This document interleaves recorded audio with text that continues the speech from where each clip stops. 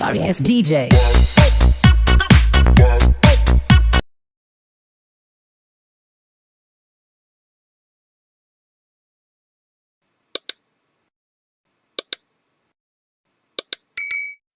Hi friends, ఈరోజు recipe ఏంటనుకుంటున్నారా?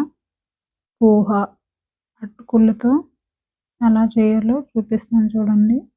ఈ పోహ మధ్యప్రదేశ్లో చాలా స్పెషల్ అన్నమాట.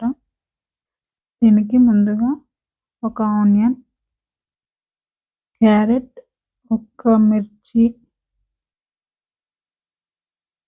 ఇలా అన్నీ కట్ చేసి పెట్టుకోవాలి. కొత్తిమీర కూడా తీసుకోండి. ఈ విధంగా అన్నీ కట్ చేసుకొని ఒక ప్లేట్లో పెట్టుకోవాలి. ఇది మధ్యప్రదేశ్లో చాలా స్పెషల్ అండి. స్పెషల్ అంటే ఇది ఒక్కటే ఇక్కడ దొరుకుతుంది. మధ్యప్రదేశ్లో బ్రేక్ఫాస్ట్ చాలా టేస్ట్గా ఉంటుంది, సింపుల్గా కూడా అయిపోతుంది. సరే ట్రై చేసి చూడండి, ఎలా వచ్చిందో కామెంట్ చేసి చెప్పండి. ఇలా అన్నీ మనం ముందుగా కట్ చేసి రెడీ చేసి పెట్టుకుంటే ఎటువంటి ఇబ్బంది హడావిడి ఏమి ఉండదు. ఇలా పెట్టుకున్న తర్వాత స్టవ్ వెలిగించుకొని కడాయి పెట్టుకోండి. కడాయిలో ఆయిల్ వేసుకోవాలి. ఆయిల్ వేడైన తర్వాత ఆవాలు,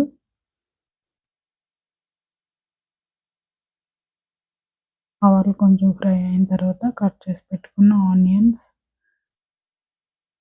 తర్వాత దీంట్లోనే మిర్చి కూడా వేసుకోవాలి. ఇలా మొత్తం బాగా ఫ్రై అవ్వాలి. కరివేపాకు కూడా కొంచెం వేసుకోండి. తర్వాత ఎండుమిర్చి కూడా వేసుకోవాలి. ఇలా మొత్తం కలుపుకొని ఇవన్నీ కొంచెం బాగా వేగనివ్వాలి. తర్వాత ఇలా పల్లీలు, క్యారెట్ ముక్కలు, నెక్స్ట్ పొటాటో కట్ చేసుకుని పొటాటో ముక్కలు కూడా వేసుకోవాలి. అన్నీ కలుపుకోండి బాగా. తర్వాత దీంట్లో కొంచెం సాల్ట్ వేసుకొని బాగా కలిపేసి మూత పెట్టుకోవాలి. వీటన్నిటిని బాగా మగ్గనివ్వాలి. ఇలా మగ్గిన తర్వాత